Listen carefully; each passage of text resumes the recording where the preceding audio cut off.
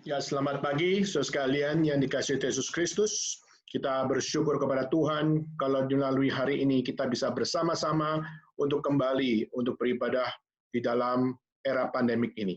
Dan kita tahu bahwa setiap pergumulan demi pergumulan, khusus di era pandemik ini, semakin complicated. Tapi kita percaya Tuhan adalah Tuhan yang sanggup memberikan solusi dalam setiap kehidupan kita, sehingga kita lebih lagi mempercayai setiap jalan yang Tuhan tetapkan. Saudara, salam dari Pendeta Dr. Stephen Tong. Pada saat kemarin kami bersama-sama 2 jam berbicara dan juga makan siang bersama, dan juga kami banyak untuk melihat pergumulan-pergumulan yang ada, khususnya baik di China, baik di Indonesia, baik di Hong Kong, baik di Taiwan, dan maupun di tempat-tempat yang lain. Dan memang di dalam era pandemik ini kita juga melihat akan setiap kehidupan, setiap orang-orang percaya, banyak dari mereka mengalami goncangan demi goncangan. Tetapi justru peranan gereja adalah bagaimana terus membawa mereka mengingat kepada Tuhan, membawa mereka mengingat kepada setiap apa yang terjadi di dalam dunia ini. Tuhan tidak tinggal diam. Dan itulah yang menjadi satu hal yang perlu gereja terus membawa akan suara kenabian untuk mengingatkan kepada setiap jemaat-jemaat Tuhan untuk melihat bahwa Tuhan bukan tidak ada di dalam hidup kita semua. Tuhan ada, dan justru Tuhan berjanji menguatkan setiap orang percaya, bagi mereka yang bersandar kepadanya, dan bagi setiap jemaat yang sungguh-sungguh beriman di dalam kebenaran Tuhan, memegang setiap janji Tuhan, dan melaksanakan sampai apapun situasinya, tetap menjalankan semua yang Tuhan percayakan di dalam kehidupan kita. Dan Saudara Pendeta Stephen Tong juga menyampaikan salam kepada saudara sekalian, khususnya yang berada di China. Dan Pendeta Stephen Tong juga mengingatkan kepada saudara sekalian bahwa melalui akan konteks di dalam Chinese Communism yang ada di China, yang begitu keras, yang begitu hebatnya, berusaha untuk mengambil alih seluruh apapun yang ada di dalam kebebasan beragama, di dalam kebebasan ekspresi dan sebagainya. Maka Pendeta Stephen Tong pun juga mengatakan bahwa kondisi China tidak akan lebih baik. Dalam di tahun-tahun ke depan, justru China akan lebih lagi mengkekehkan akan setiap apa yang namanya kuasa komunisme. Tetapi Pendeta Stephen Tong juga mengatakan jangan kita takut, jangan kita lengah, tapi kita harus tetap percaya, kita tetap harus tetap beriman bahwa Kristus adalah satu-satunya kuasa tertinggi, kuasa teragung dari setiap kuasa yang pernah ada di dalam pemerintahan. Maka saudara, meskipun kita melihat Hong Kong hari ini, bahkan ada satu teror yang muncul, yaitu barang siapa yang berani mengkritik komunisme di Hong Kong, maka mereka juga akan bisa ditangkap. Tapi Pendeta Stephen Tong mengatakan bahwa apa? Justru statement-statement itu adalah statement ketakutan dari komunisme. Karena kekristenan begitu berkembang luar biasa, maka disitulah dengan cara-cara yang sangat tidak hormat mereka melakukan itu, bahkan di Hong Kong. Dan juga, saudara, ada satu hal yang terjadi juga di dalam beberapa tahun ke depan, kemungkinan terbesar adalah Taiwan juga akan mengalami sebuah desakan dari Chinese Communism untuk melakukan apa yang namanya penyerahan diri dan sebagainya. Saudara, inilah sesuatu yang kita tidak tahu apa akan terjadi di masa depan.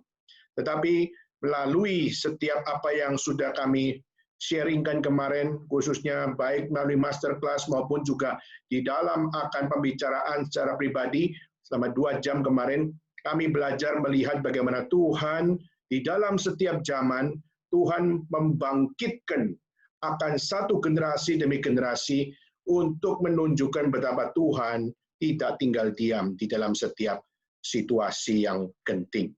Maka saudara, inilah kenapa kita perlu berdoa kepada Tuhan, supaya di dalam era-era seperti ini, iman kita tidak luntur, iman kita tidak goyah, dan iman kita tidak hilang. Tetapi kita berdoa kepada Tuhan, memohon kesetiaan, supaya setiap kita dapat memelihara iman kita dengan sungguh di hadapan Tuhan. Saudara, maka Hari ini kita akan sama-sama untuk menggumulkan firman Tuhan. Kita akan melanjutkan akan dua tema terakhir, yaitu minggu ini dan minggu depan, di mana kita akan menyelesaikan akan eksposisi dari kitab Pengkhotbah. Dan kiranya Tuhan yang memberikan sekali lagi kita hikmat bijaksana, khususnya untuk bagaimana kita memahami dengan benar setiap apa yang menjadi pengertian hidup, khususnya di dalam konteks orang percaya. Nah, saudara, mari kita bersama-sama mempersiapkan hati kita untuk kita masuk dalam firman Tuhan. Mari kita membuka di dalam Pengkhotbah pasal yang ke-10. Di dalam Pengkhotbah pasal yang ke-10, dan kita akan membaca dari ayat 1 sampai ayat yang ke-20. Kita masuk di dalam Pengkhotbah pasal yang ke-10, ayat 1 sampai ayat yang ke-20. Dan setelah sudah menemukan, mari kita membaca secara bersama-sama Pengkhotbah pasal 10 ayat pertama sampai ayat yang ke-20.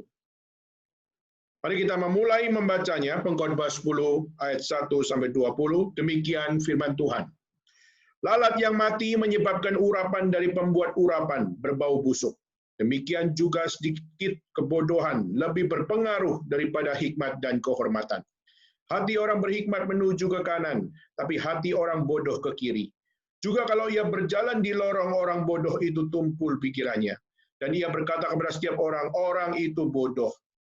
Jika amarah penguasa menimpa engkau, janganlah meninggalkan tempatmu, karena kesabaran mencegah kesalahan-kesalahan besar. Ada suatu kejahatan yang kulihat di bawah matahari, sebagai kekilafan yang berasal dari seorang penguasa. Pada banyak tempat yang tinggi, didudukan orang bodoh, sedangkan tempat yang rendah, diduduki orang kaya. Aku melihat budak-budak menunggang kuda, dan pembesar-pembesar berjalan kaki seperti budak-budak. Barang siapa menggali lubang, akan jatuh ke dalamnya, dan barang siapa mendobrak tembok, akan dipagut ular. Barang siapa memecahkan batu, akan dilukainya. Barang siapa membelah kayu, akan dibahayakannya. Jika besi menjadi tumpul dan tidak diasah, maka orang harus memperbesar tenaga.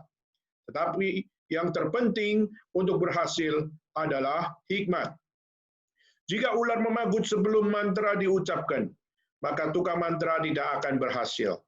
Perkataan mulut orang berhikmat menarik, tetapi bibir orang bodoh menelan orang itu sendiri. Awal perkataan yang keluar dari mulutnya adalah kebodohan, dan akhir bicaranya adalah kebebalan yang mencelakakan. Orang yang bodoh banyak bicara, meskipun orang tidak tahu apa yang akan terjadi.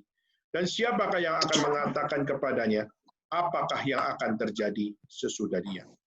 Jeripaya orang bodoh melelahkan orang itu sendiri, karena ia tidak mengetahui jalan ke kota. Wahai engkau tanah, kalau rajamu seorang kanak-kanak, dan pemimpin-pemimpinmu pagi-pagi sudah makan. Berbahagialah engkau tanah, kalau rajamu seorang yang berasal dari kaum pemuka, dan pemimpin-pemimpinmu makan pada waktunya dalam keperkasaan dan bukan dalam kemabukan. Oleh karena kemalasan, runtuhlah atap, dan oleh karena kelambanan tangan, bocorlah rumah. Untuk tertawa orang menghidangkan makanan, anggur meriangkan hidup, dan uang memungkinkan semuanya itu. Dalam pikiran pun, janganlah engkau mengutuki raja, dan dalam kamar tidur, janganlah engkau mengutuki orang kaya, karena burung di udara mungkin akan menyampaikan ucapanmu, dan segala yang bersayap dapat menyampaikan apa yang kau ucapkan. Sekian pembacaan firman Tuhan pada hari ini. Mari kita bersama-sama mengambil sikap berdoa. Kita bersama-sama memohon kepada Tuhan, supaya pemberitaan firman Tuhan pada hari ini sungguh-sungguh dapat menuntun kita, untuk kita bukan hidup di dalam kebodohan, tapi kita hidup di dalam hikmat bijaksana yang dianugerahkan oleh Tuhan kepada kita melalui firman Tuhan.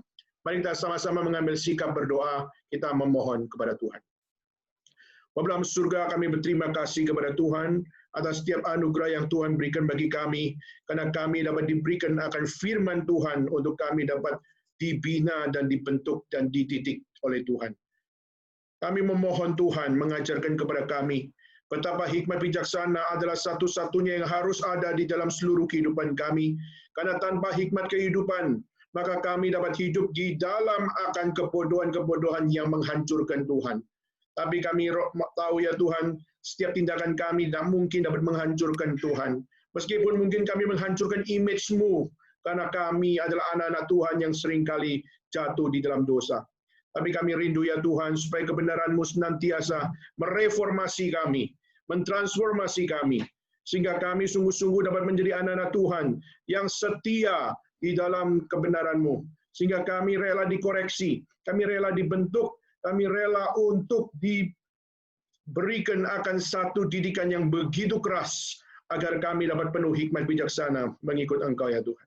Terima kasih ya Tuhan, kami serahkan waktu kami ke depan dalam tangan Tuhan, kami serahkan semua di dalam nama Yesus Kristus. Kami bersama-sama berdoa dan mengucap syukur. Amin. So sekalian, kita sudah membahas begitu banyak pasal di dalam kitab Pengkhotbah, di mana kita melihat pengkhotbah adalah seorang raja yang sudah dengan penuh hikmat, dengan penuh akan harta, dan juga penuh dengan cinta, dan juga penuh dengan setiap pengalaman-pengalaman yang ada. Dia dapat dikatakan sebagai seorang yang cukup berlimpah di dalam semuanya. Tetapi saudara, di dalam apa yang dia gumulkan di dalam kehidupan, pada saat dia menuliskan kitab Pengkhotbah, kitab Pengkhotbah memberikan akan satu urgensi di dalam setiap kita untuk melihat bagaimana hikmat adalah satu-satunya akan kebenaran yang harus ada di dalam kehidupan orang percaya. Jika orang percaya tidak punya hikmat, maka apa bedanya orang percaya dengan orang tidak percaya? Jika hikmat tidak ada pada diri orang yang percaya, maka bagaimana hidup orang percaya dapat menjadi teladan di saat orang yang percaya saja tidak bisa menjadi teladan? Bagaimana mungkin orang-orang yang di luar kepercayaan bisa meneladani hal yang baik? Maka sudah Pengkhotbah sangat concern untuk bagaimana mengajak setiap pembaca membaca setiap hidup mereka. Apakah mereka adalah orang yang dikatakan sebagai full of wisdom, atau mereka justru adalah orang yang dikatakan sebagai foolish? Maka saudara, apakah orang percaya adalah orang yang penuh dengan hikmat, atau orang percaya justru adalah orang yang bodoh? Saudara, kebodohan adalah sesuatu yang pasti ada pada setiap orang. Karena manusia pasti pernah bodoh.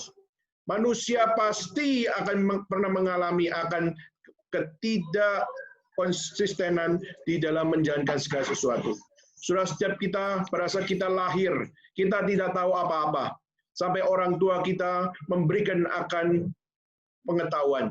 Sampai guru kita memberikan pengetahuan. Sampai kepada setiap orang-orang yang berpengaruh dalam hidup kita memberikan akan didikan kepada kita. Maka kita baru dapat mencicipi apa arti hikmat. Kita dapat mencicipi apa arti bijaksana. Kita dapat mencicipi apa arti akan guidance untuk kita menghadapi setiap tantangan. Maka saudara, bagi di dalam dunia pendidikan, orang bodoh adalah orang yang selalu bertanya. Saudara, Konghucu pernah mengatakan satu kalimat, "The man who asks a question is a fool for a minute. The man who does not ask is a fool for life." Dia mengatakan bahwa orang yang masih punya pertanyaan, dia mungkin adalah orang yang bodoh di dalam 1 menit, di dalam beberapa menit. Tetapi bila ada orang yang hidup tapi tidak pernah bertanya tentang apa yang terjadi dalam hidupnya, itu adalah kebodohan seumur hidup. Maka saudara, setiap kita pasti pernah bertanya. Setiap kita pasti pernah untuk mencari jawaban. Dan setiap kita pasti pernah untuk memiliki satu proses bagaimana kita belum bisa mengimani atau belum bisa mengiyakan segala sesuatu yang masih menjadi question mark yang besar dalam hidup kita.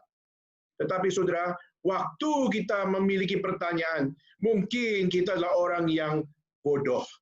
Karena kita sedang mencari, searching for meaning. Kita mencari akan apa yang namanya sebuah jawaban. Tetapi saudara, pada saat kita mau mencari jawaban, meskipun kita adalah orang yang bodoh, tapi waktu kita masih punya keinginan untuk mencari jawaban, maka itu adalah satu proses yang baik. Tetapi orang yang tidak peduli dengan jawaban, tidak peduli dengan pertanyaan, tidak peduli dengan apapun, maka orang tersebut adalah orang yang paling bodoh di dalam hidupnya. Menurut Konghucu, kenapa? Karena itu adalah satu proses manusia menghina dirinya sendiri. Maka saudara, manusia perlu memanusiakan sesamanya manusia, menjadi manusia yang berperi kemanusiaan. Itulah yang dimaksud oleh Konghucu.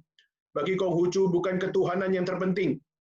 Bagi Konghucu adalah bagaimana menjadi manusia yang memanusiakan sesamanya manusia, menjadi manusia yang berperi kemanusiaan. Itulah manusia. Maka saudara, Konghucu adalah seorang yang sangat agung, tapi dia juga mengatakan bahwa apa? Kebodohan juga adalah sesuatu yang harus semua manusia realize, bahwa kebodohan bukan hal yang remeh. Harus dicari jawabannya, harus dicari tujuannya, harus dicari akan apa yang menjadi misteri di balik semuanya itu. Maka itulah kenapa kalau kita melihat di dalam Chinese tradition, kita melihat tradisi Konghucu sangat-sangat agung. Karena tradisi Konghucu berusaha untuk mencari. Dan salah satu yang dicari adalah apa? Salah satu yang dicari di dalam tradisi Konghucu adalah the will, the mandate of the will, yaitu mandat kehendak. Kehendak siapa? Kehendak yang ada di sana. Kehendak langit, yaitu Tian, yaitu kehendak yang paling terbesar yang ada dalam dunia ini. Yang sampai hari ini Konghucu belum menemukan jawabannya, yaitu bagaimana kita mau belajar mengetahui kehendak langit. Saudara, di dalam zaman pengkhotbah sudah memiliki akan begitu banyak pengetahuan, sudah memiliki begitu banyak pengalaman, sudah memiliki begitu banyak akan kejatuhan, dan juga memiliki begitu banyak akan kelimpahan. Dan saudara, dia akhirnya mengajarkan kepada setiap orang-orang percaya bahwa jangan hidup menjadi orang bodoh. Nah, pertanyaannya adalah, ada apa dengan kebodohan? Ada apa dengan menjadi orang bodoh? Being a fool, apa artinya? Dan bagaimana kita melihat pengkhotbah memberikan akan pengajaran di dalam hal ini. Kalau saudara melihat di dalam ayat 1 sampai ayat ke-20, khususnya di dalam pengkhotbah pasal yang ke-10, kita akan melihat ada beberapa prinsip yang kita bisa pelajari, khususnya dari pengkhotbah untuk mengajarkan kepada kita. Kalau kita melihat yang pertama adalah, what is fool? Apa itu kebodohan? Saudara, kebodohan adalah sebuah kebusukan. Maka kalau kita melihat dalam ayat yang pertama, dibacakan, lalat yang mati menyebabkan urapan dari pembuat urapan berbau busuk. Demikian juga sedikit kebodohan lebih berpengaruh daripada hikmat dan kehormatan. Surah hal yang pertama, what is fool? Apa itu kebodohan? Pertama, a fool is a reputation sting, yaitu adalah kebodohan. Dan di mana kebodohan itu adalah sesuatu yang membusuk, dan itu bisa membuat kehormatan orang menjadi membusuk, membuat akan setiap prestasi orang menjadi membusuk, membuat akan setiap hati orang menjadi busuk. Nah, saudara, kata dari setiap apa yang digambarkan ini adalah kebalikan dari orang yang berhikmat.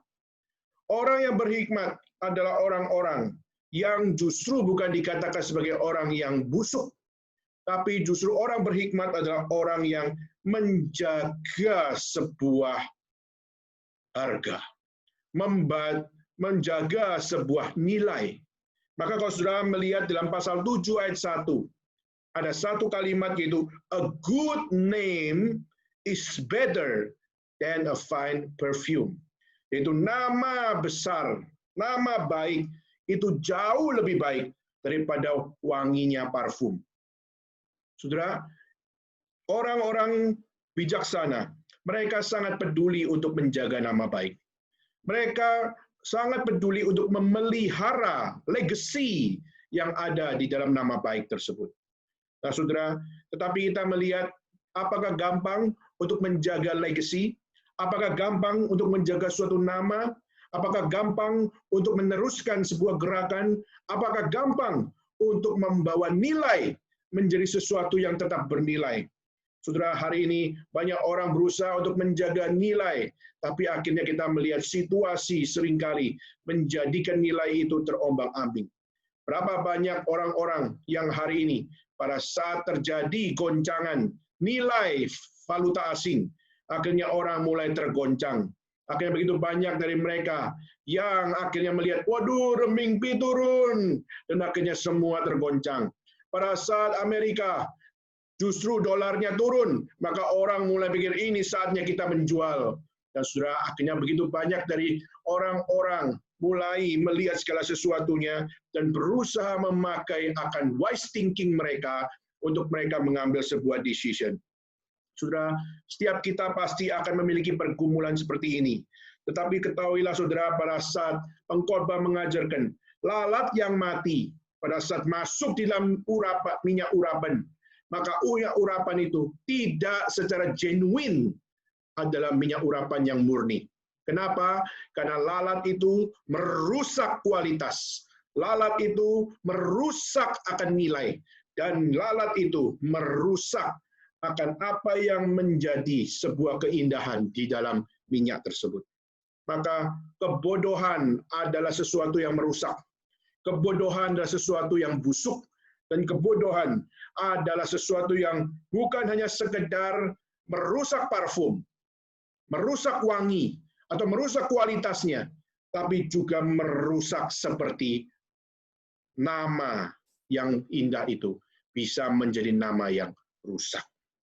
Saudara, kalau kita melihat berapa banyak, kita melihat orang-orang yang sudah berusaha menjaga nama baik, tetapi akhirnya satu persatu berjatuhan. Kenapa, saudara? Karena tidak ada hikmat bijaksana. Saudara, kita melihat begitu banyak kaisar-kaisar yang ada di dalam dinasti demi dinasti. Tapi kita juga melihat ada kaisar yang begitu hikmat bijaksana. Tapi juga kita melihat adalah kaisar yang sangat cinta akan perempuan, cinta dengan harta, dan juga cinta dengan setiap apa yang menjadi keinginan mereka sendiri. Dan akhirnya kita melihat kisah-kisah dinasti. Kita melihat begitu banyak akan raja-raja berjatuhan karena mereka bodoh. Dan kita juga melihat bagaimana ada kaisar yang penuh bijaksana. Dan kita juga melihat begitu banyak akan orang-orang yang penting di dalam sejarah. Mereka satu demi satu berjatuhan karena kebodohan. Saudara, kita sebagai orang Kristen, kita adalah orang yang justru harus menyadari satu hal. Kita adalah orang bodoh. Kenapa, saudara? Karena kita sudah bukan hanya sekedar bodoh secara hati kita, tapi kita juga bodoh secara kelakuan kita. Kenapa kita bisa bodoh? Karena seringkali kita tidak di dalam hikmat yang sesungguhnya, yaitu firman Tuhan. Mungkin kita adalah orang yang sudah berreligius, kita punya agama, kita punya iman, tapi mungkin dalam kelakuan saudara dan saya, etika, dan juga dalam setiap apa yang kita kerjakan, banyak dari apa yang kita semua kerjakan, semua tidak sesuai dengan hikmat yang Tuhan berikan. Saudara, kita melihat begitu banyak orang-orang yang hari ini masuk penjara, mereka adalah orang-orang yang bukan tidak beragama. Banyak dari mereka yang masuk penjara, mereka adalah orang-orang yang beragama. Dan bahkan yang sangat memalukan juga, mereka juga orang-orang beragama Kristen. Tapi mereka melakukan penipuan, mereka melakukan penjualan narkoba, mereka melakukan akan satu hal untuk kejahatan demi kejahatan. Dan akhirnya kita juga melihat nama baik sangat tidak mudah dijaga karena kebodohan manusia membusukkan setiap apa yang dijaganya. Maka saudara, pengkhotbah memulai, what is full, apa itu kebodohan? Pertama, kebodohan adalah sebuah kebusukan. Dan kebusukan ini apakah mudah? Tidak mudah untuk dikalahkan. Kedua, saudara, kita melihat bagaimana kita melihat definisi dari kebodohan dikatakan di ayat yang kedua. Hati orang berhikmat menuju ke kanan, tapi hati orang bodoh ke kiri. Juga karena ia berjalan di lorong, orang bodoh itu tumpul pikirannya. Dan ia berkata kepada setiap orang, orang itu bodoh. Saudara, hal yang kedua, pengkhotbah mau mengajak kita untuk melihat, what is full, apa itu kebodohan?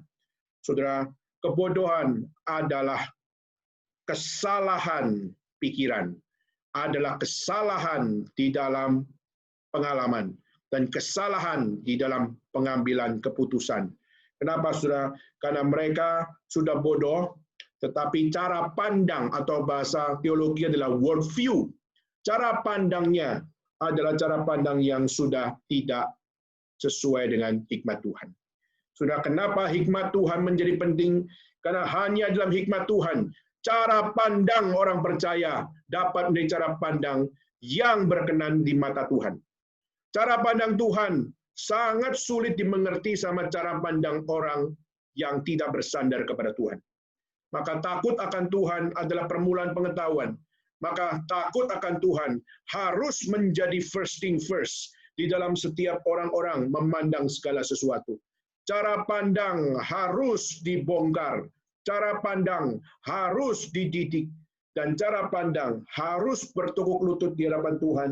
Karena jika kita tidak memandang dengan setiap apa yang sepatutnya, maka saudara, kita tidak mungkin menjadi orang-orang yang berbijaksana. Saudara, di dalam ancient world, di dalam dunia kuno, kita melihat bagaimana orang-orang yang dikatakan sebagai orang yang berhikmat, mereka biasanya dikatakan sebagai orang yang memiliki akan satu kedamaian di tangan kanan dewa mereka. Atau mungkin kalau kita melihat, kalau Tuhan mengatakan, Yesus, dia adalah anakku, maka dia dikatakan, dia ada di sebelah kananku. Maka kata sebelah kanan di dalam dunia kuno itu adalah sesuatu yang penting. Kenapa? Barang siapa ada di sebelah kanan Tuhan, dia bukan sekedar orang sembarangan, tapi dia adalah orang yang punya power, dia yang punya kehormatan, dia yang punya akan setiap apa yang namanya keindahan.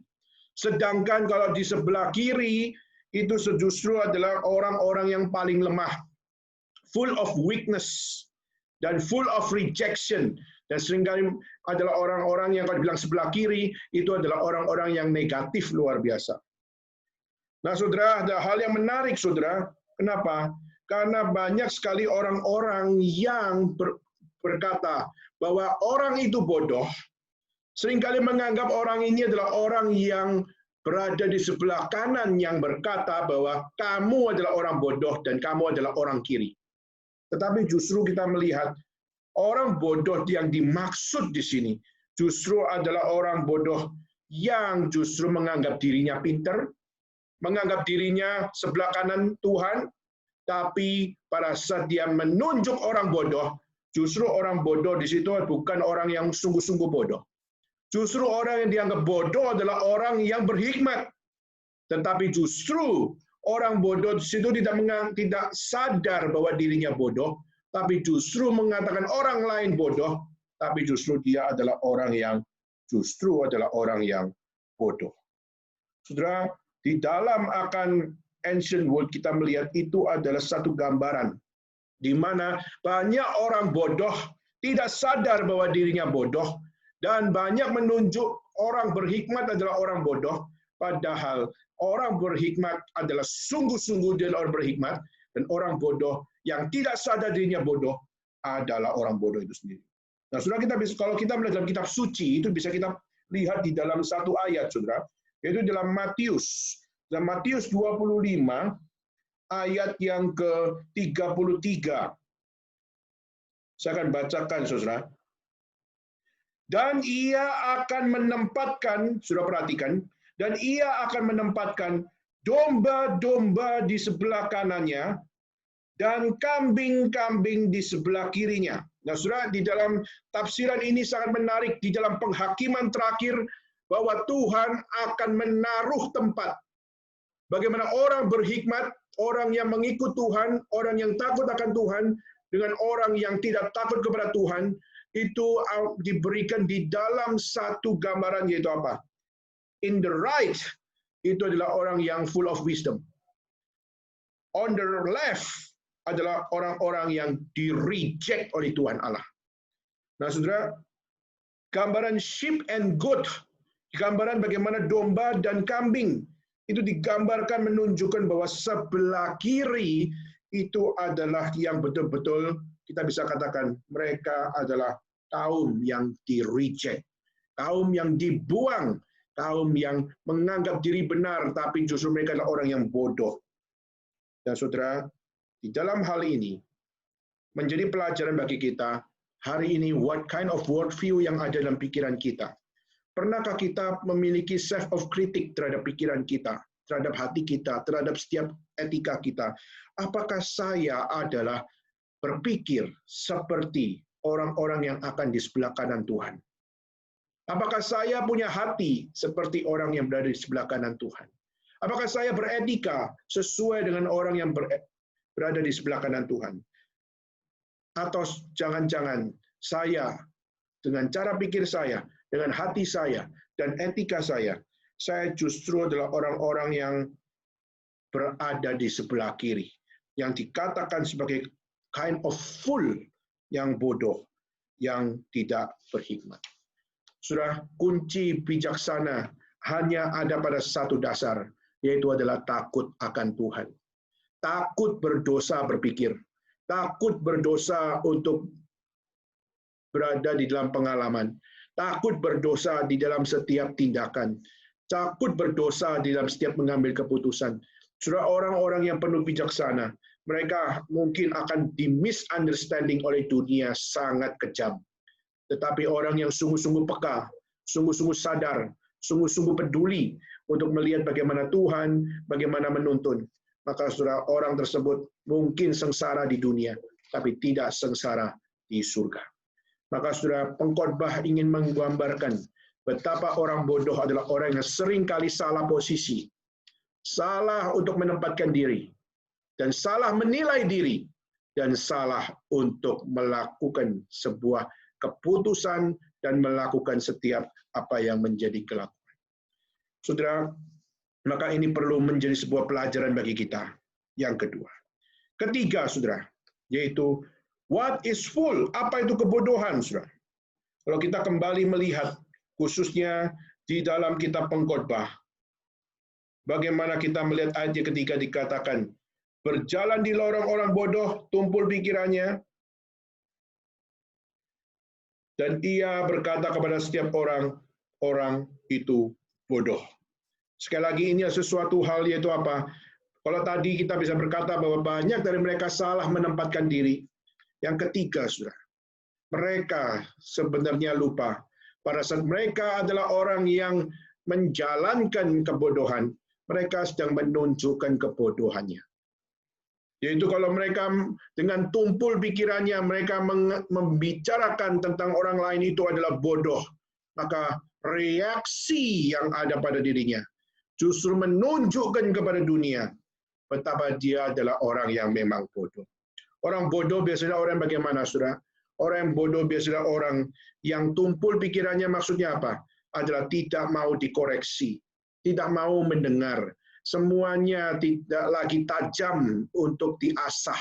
Semuanya tumpul, maksudnya adalah mau diberikan akan apapun, tidak memberikan akan satu hal perubahan. Kenapa? Karena dia tidak rela diasah. Karena tidak rela untuk digesek, tidak rela untuk dibentuk. Saudara, kita melihat kejatuhan-kejatuhan begitu banyak pemimpin-pemimpin negara adalah karena apa? Karena mereka tidak mau dikoreksi. Kita melihat Presiden Brasil pada saat mengatakan saya tidak akan pakai masker. Pada saat dia mengatakan bahwa saya tidak takut dengan COVID-19. Dan dia menunjukkan bahwa apa? Seakan-akan bahwa memakai masker seperti orang yang kurang iman. Tetapi justru akhirnya setelah segalanya terjadi, akhirnya dia kena COVID-19. Baru akhirnya dia sadar bahwa apa? Bahwa untuk pakai masker itu bukan akan satu hal kurang iman. Saudara, justru pakai masker itu adalah satu tindakan bagaimana kita belajar mengasihi sesama. Mengasihi sesama supaya kita tidak menjadi carrier. Bukan untuk menunjukkan kita kurang iman dan kita beriman, maka kita pakai masker maupun tidak pakai masker. Saudara, kita juga melihat Donald Trump, waktu dia juga tidak mau pakai masker. Tapi akhirnya pada satu kesempatan kemarin, muncul satu foto di mana dia pakai akan masker, menunjukkan bahwa apa? Orang paling hebat seperti Donald Trump pun harus punya akan satu hikmat bijaksana untuk tidak menjadi carrier bagi orang lain, maka pakai akan apa yang namanya masker. Sudah terlalu banyak pemimpin-pemimpin yang satu demi satu terinfeksi. Misalnya Boris Johnson, dan juga kita melihat begitu banyak akan orang-orang yang lain seperti yang ada di Iran, Italia, dan sebagainya. Sudah orang yang punya jiwa mau belajar, punya jiwa rela dikoreksi, dan juga punya jiwa untuk mau belajar. Meskipun kelihatannya kurang karisma seperti Presiden Brazil atau seperti Donald Trump, tetapi pada saat tetap bisa melihat bahwa apa yang diberikan, yaitu memakai hijau, memakai akan masker, itu adalah satu hal, bukan menunjukkan lemahnya iman atau lemahnya kesehatan dan sebagainya, tapi justru menunjukkan satu bentuk kita peduli juga dengan orang lain, supaya kita tidak menjadi pembawa carrier akan penyakit kepada orang lain. Itu adalah salah satu bentuk kita mengasihi sesama kita. Itulah bentuk kita bukan hanya mikir untuk diri kita sendiri, tapi kita juga mikir untuk orang lain. Kemarin waktu saya datang ke Pendeta Stephen Tong, Pendeta Stephen Tong mengatakan, sudah lama ya kita nggak ketemu ya. Dan saya mengatakan bahwa saya kapan itu sempat kurang sehat. Maka saya juga takut kalau datang ketemu Pak Tong, saya menulari. Dia hanya senyum.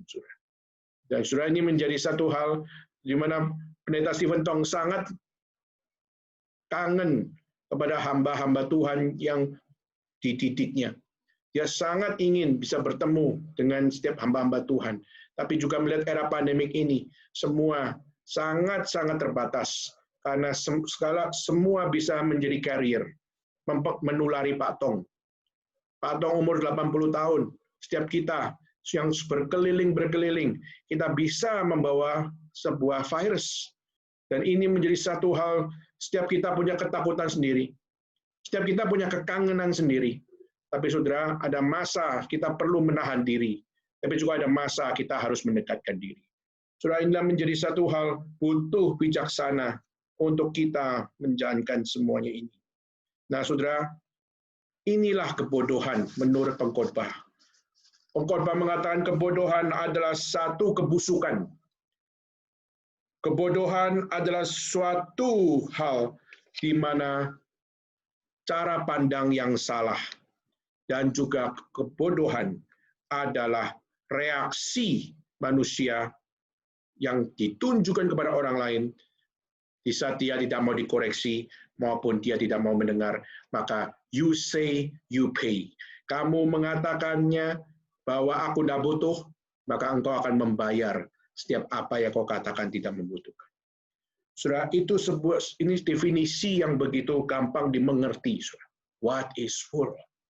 Nah, tapi pertanyaannya adalah, yang kedua adalah bagaimana pengkhotbah juga peduli untuk menunjukkan who is full. Siapa yang bodoh itu? Nah, saudara, kalau kita melihat yang pertama, siapakah orang yang bodoh itu? Ayat 4-7, saudara. Ayat 4-7 yang dikatakan orang bodoh itu adalah foolish politician. Adalah orang-orang yang berkecimpung di dalam penguasa, berkecimpung dalam tempat yang tinggi. Di dalam dunia orang-orang pembesar. Saudara, bukan berarti bahwa politician semua brengsek semua, kita percaya tidak, saudara. Tapi kita melihat banyak orang-orang yang dibalik setiap kebesaran, dibalik setiap penguasa, dan juga dibalik setiap tempat yang tinggi itu, mereka adalah orang-orang yang bodoh. Saudara, politician di sini adalah kaum-kaum yang ada di tempat yang tinggi, tempat yang begitu memiliki akan kursi yang besar, dan mereka adalah orang-orang yang memiliki akan apa yang namanya penguasa, kekuasaan, tapi mereka adalah orang-orang yang rentan jatuh di dalam kebodohan. Kenapa, saudara? Karena mungkin di balik jas mereka, di balik batik mereka, di balik alpat mereka, dan di balik setiap baju partai mereka, mereka melakukan kebodohan. Dan saudara, apa yang terjadi hari ini di dalam kehidupan kita. Sudah terlalu banyak orang-orang yang di belakang politisi, mereka banyak melakukan hal-hal yang tidak beres. Saudara, kita melihat di Indonesia hari ini masih menjadi misteri. Kenapa seorang buronan yang namanya Joko Chandra, kasus Bank Bali, bisa bikin kasus IKTP, bisa masuk ke China, bisa masuk ke Indonesia. Saudara, dan sudah menjadi sebuah hal yang dibicarakan, yaitu pasti ada backingnya. Dan sudah banyak orang-orang mengatakan bahwa pasti ada backingnya. Dan pasti backing bukan orang sembarangan. Pasti orang besar, pasti orang yang punya kekuasaan, pasti orang yang punya akan apa yang namanya opportunity. Saudara, siapakah Joko Chandra? Kita bukan merusak namanya, tapi dia adalah seorang pengusaha. Many resources, tetapi tidak punya opportunity. Dan kalaupun ada politisi yang bisa menjamin dia, kita percaya bahwa politisi tidak punya resources. Dia hanya punya opportunity untuk membuat nasib seseorang bisa lancar. Melicinkan supaya bisa lancar. Saudara? Maka politisi mereka bisa make opportunity, tetapi tidak punya resources. Tapi businessman punya resources, tapi tidak bisa menciptakan opportunity jika tidak bekerja sama dan sebagainya. Saudara, kita melihat pengkhotbah berani sekali memberikan kritik ini. Saudara, jangan pikir saya berani mengkritik adalah karena saya. Justru firman Tuhan yang mengajarkan kepada kita. Be careful, politician. Berhati-hatilah para ahli-ahli politik. Karena jika di dalam setiap apa yang dikerjakan, tidak kembali kepada takut kepada Tuhan, you are full. Engkau adalah orang-orang bodoh. Maka saudara, politik adalah suci adanya. Maka tidak sepatutnya orang-orang politik justru mempermainkan opportunity yang bisa mereka kerjakan hanya demi sebuah resources, hanya demi uang atau hanya demi project dan sebagainya. Maka saudara, ini adalah sebuah kritik yang besar. Dikatakan jika amarah penguasa menimpa kamu, jangan tinggalkan tempatmu. Menunjukkan bahwa apa? Dignity-mu, integrity-mu, engkau harus tetap tidak pindah. Kesabaran mencegah kesalahan-kesalahan besar. Saudara, dunia politik bisa membuat kita akhirnya melakukan kesalahan-kesalahan besar. Dan pada saat kita melihat ada suatu kejahatan yang kulihat di bawah matahari, adalah sebuah kekilafan yang berasal dari seorang penguasa. Penguasa apakah pasti dia akan berhasil selalu? Tidak. Dikatakan penguasa pun bisa melakukan sebuah kejahatan yang akhirnya bisa menjadi sebuah kekilafan. Berarti penguasa bisa melakukan kebodohan? Yes. Itulah kenapa pengkhotbah menunjukkan bahwa dunia politik, dunia penguasa, jika tidak kembali kepada Tuhan, engkau orang-orang yang akan melakukan kebodohan. Saudara, saya percaya ini bukan memaki orang lain. Saya percaya bahwa pengkhotbah waktu mengatakan ini, dia sedang mengatakannya juga kepada dirinya sendiri. Dia juga adalah seorang penguasa, dia adalah seorang raja, dia juga adalah seorang yang memiliki seluruh apa yang diingini oleh setiap penguasa. Tapi dia pun juga berkata bahwa penguasa, kau bisa menjadi orang yang paling bodoh. Orang yang punya tempat tinggi, kamu juga bisa menjadi orang yang paling bodoh. Dan orang yang punya akan satu jabatan yang begitu tinggi, engkau juga bisa menjadi orang yang paling bodoh. Maka saudara, banyak tempat tinggi didudukkan orang bodoh. Sedangkan tempat rendah diduduki orang kaya. Aku melihat budak-budak menunggang kuda dan melihat pembesar-pembesar berjalan kaki seperti budak-budak. Saudara, kalimat-kalimat ini sebenarnya kalau kita bisa baca dengan secara personal, saudara akan takut. Kenapa, saudara? Karena rupanya we are not good enough. We are not good enough untuk kita bisa menjadi orang yang berbijaksana. Maka kalau saudara bisa dengan secara personal memahami hal ini, saudara akan tahu arti bergantung kepada Tuhan di dalam setiap jabatan kita, arti bergantung kepada Tuhan di dalam setiap posisi kita, dan bergantung kepada Tuhan di dalam setiap hari-hari kita berhadapan dengan masalah dunia ini. Jika kita kembali kepada hikmat Tuhan, maka saudara, kita akan jadi orang yang tahu betapa hanya di dalam Tuhan saja kita bisa menjadi orang-orang yang berbijaksana. Kedua, saudara, who is fool? Siapa yang dikatakan sebagai orang bodoh? Ayat 8 sampai ayat yang 11.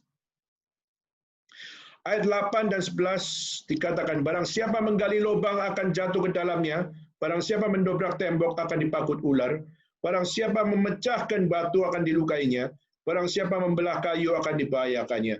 Jika besi menjadi tumpul dan tidak diasah, maka orang akan harus memperbesar tenaga, tetapi yang terpenting untuk hasil adalah hikmat. Jika ular memagut sebelum mantra diucapkan, maka tukang mantra tidak akan berhasil. Saudara, kalau kita melihat ayat 8-11, siapakah yang dikatakan sebagai orang-orang bodoh menurut pengkhotbah? Yang kedua adalah foolish workers, yaitu adalah pekerja-pekerja yang bodoh. Siapakah pekerja-pekerja yang dimaksud? Kalau kita melihat banyak yang disebut. Yang pertama yang disebut adalah orang-orang construction workers, orang-orang yang bekerja, memecahkan batu, memecahkan kayu, menggali lubang, mendobrak tembok, itu construction workers. Orang-orang construction workers, mereka bisa menjadi bodoh. Kenapa? Karena mereka mungkin tidak peduli dengan apapun. Yang mereka peduli adalah uang. Atau mereka dapat peduli dengan apapun. Yang mereka peduli ada pemasukan. Tapi mereka nggak peduli side effect dari setiap apa yang mereka kerjakan. Saudara, kalau kita melihat banyak sekali yang terjadi di dalam dunia construction adalah mereka membangun gedung, tapi mereka nggak peduli dengan kualitas gedung. Saudara, di Taiwan, khususnya di satu daerah, yaitu Tainan, itu sering sekali akan mengalami satu hal banjir, gempa bumi. Dan waktu dilihat, kenapa ya, selalu waktu gempa bumi terjadi, justru yang hancur paling parah adalah di daerah Nanpu. Sedangkan di kota seperti Kaohsiung, di kota seperti Taipei, tidak pernah mengalami kerusakan yang begitu parah, khususnya gempa bumi. Tapi di daerah Nanpu, di situ khususnya yang ada di Taiwan, sering sekali kita melihat gedung-gedungnya hancur, gedung-gedungnya rusak, jalan-jalannya rusak, dan sebagainya. Dan akhirnya setelah ditelusuri, dilihat bangunan-bangunan construction-nya, akan ditemukan bahwa apa? Banyak gedung-gedung yang dibangun, khususnya gedung-gedung tua yang di sana, itu mereka asal bangun. Mereka nggak peduli dengan apa yang namanya berat. Mereka nggak peduli dengan isi semen, bahan semen, kualitas semen. Mereka pokoknya pakai apa ala kadarnya. Dan akhirnya begitu banyak akan construction yang dibangun, gedung-gedung yang dibangun, gampang roboh waktu dilihat mereka dalamnya banyak yang bolong, banyak yang kosong, tidak ada semennya. Dan itulah yang menyebabkan tidak kuat waktu gempa bumi terjadi. Saudara, ini menjadi satu hal, yaitu apa? Construction workers. Engkau mungkin memecah batu, mungkin engkau membelah kayu, engkau mungkin menggali lubang, dan engkau mungkin mendobrak tembok dan sebagainya. Tetapi apakah kamu peduli dengan side effect segala sesuatunya? Dan peduli untuk bagaimana melakukan segala sesuatu, bukan hanya sekedar dengan melakukan, tapi perlu untuk memiliki pengertian. Sudah dikatakan construction works di sini macam-macam. Ada tukang batu, ada tukang kayu, dan juga ada yang sama-sama juga melakukan akan satu hal, tukang besi, dan sebagainya. Maka saudara, mereka bisa melakukan sebuah hal yang mengecewakan orang lain. Mereka mungkin sudah berjuang dengan tenaganya, tapi jika mereka tidak punya hikmat bijaksana, maka mereka bisa membuat orang lain mati. Mereka bisa bikin orang lain mengalami kecelakaan. Mereka bisa melakukan kebodohan, bikin orang lain akhirnya rusak. Saudara, ini menunjukkan bahwa dunia pekerjaan membutuhkan wisdom. Dunia pekerjaan tidak cukup hanya dengan strategi, saudara. Dunia pekerjaan tidak cukup hanya dengan sebuah pemikiran memenangkan sebuah proyek saja. Saudara, dunia pekerjaan membutuhkan wisdom, membutuhkan akan apa yang namanya hikmat bijaksana. Hari ini kita melihat banyak orang, para bisnismen, mereka belajar strategi, khususnya dalam bisnis. Banyak mereka mengambil strategi bisnis bukan dari kitab suci.